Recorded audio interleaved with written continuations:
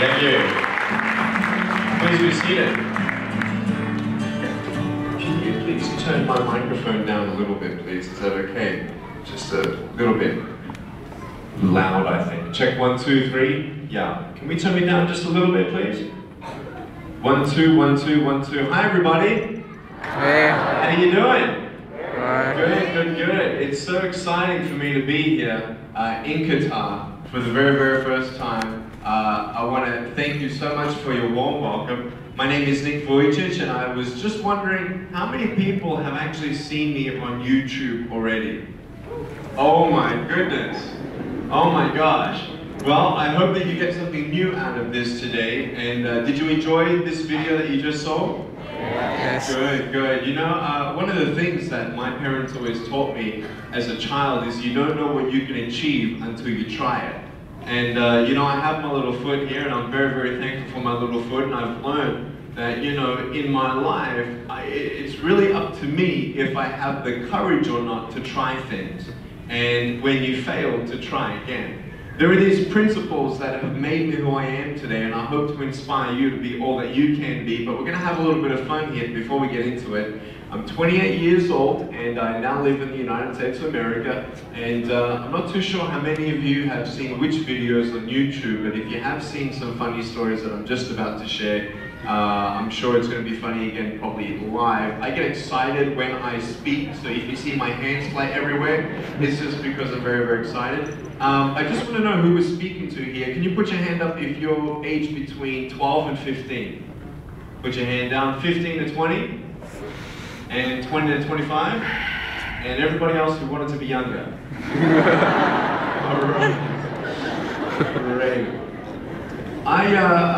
You know, as I was growing up, you know, a lot of kids, they tease me and stare at me, and it's really funny. There was this one little boy who looked at me one day, and he's looking at my body, and he looks at my head, and he's confused.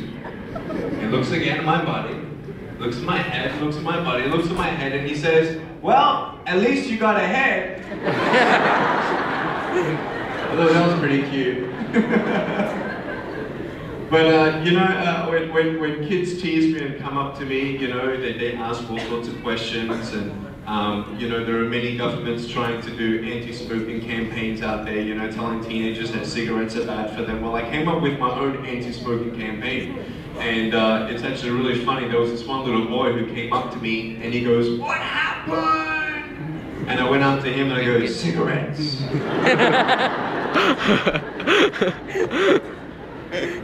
Some kids, you know, they say, you know, it's really funny what kids sometimes say, but I was talking to a kid one day, and he said, "What happened to you?" And I said, "I didn't finish my homework." He said, "You got mean teachers, man." I love to have fun in my life, I really do. I like tricking people and, you know, at times taking advantage with the fact that I have no arms, no legs to, you know, bring some humor in my life and humor in other people's lives. And, you know, I travel a lot. I've been able to travel now 36 countries, 37 countries, and, you know, meeting different people, different cultures. And, you know, every time you get on a plane, you always look for, you know, extra leg room, you know what I'm saying? So one day what I did actually, I actually got my friends to put me in the overhead compartment. You know, where you normally put your bags? Well, I actually got my friends to put me up there because I wanted to scare somebody. I got my friends to put me up there and close the door and waited for someone to come to put their bag up. And so this guy came along, opened the door, and I go, "Boo!" And he fully jumps in the air, you know, like gets really scared. And I realized in my life I can get away with a little bit of trouble because, I mean, no one's really going to handcuff me.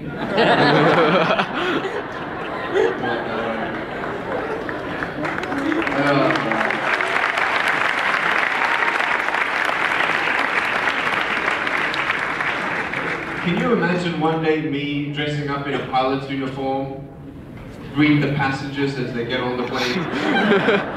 "Hi, how are you, sir? Welcome aboard. I'm going to be a pilot today." Oh, good. Yeah. I love making people laugh. Can I tell you one more funny Funny story. Sure, yeah, Are go you ahead. sure? Yeah. I was in the front seat of the car one day, and these lights are really interesting. They're changing on us, aren't they? I don't know if they're trying to make the cloud effect. Anyway, I'm in the front seat of a car one day, and we're at the traffic lights, and this car comes up next to us, and this girl's looking at me. So I look at her, she looks at me, I'm looking at her, and I'm thinking, cool, let's have some fun here. I'm gonna trick her. Because I know that all she sees is my head. Okay, she doesn't see that I have no arms or legs, just my head. And so I grab the seatbelt in my mouth and I loosen it like this so then I can freely move. Now she's looking at me because I'm eating my seatbelt and she's like, what? And I'm like, just wait a second. So I loosen it, then I can move. Now just imagine all you see is my head. Alright? You ready? Yeah. Are you ready? Yeah. I just did this.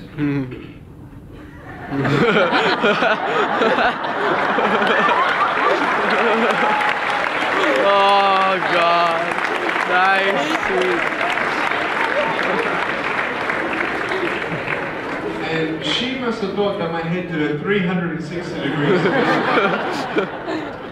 Her face was so funny. She was like.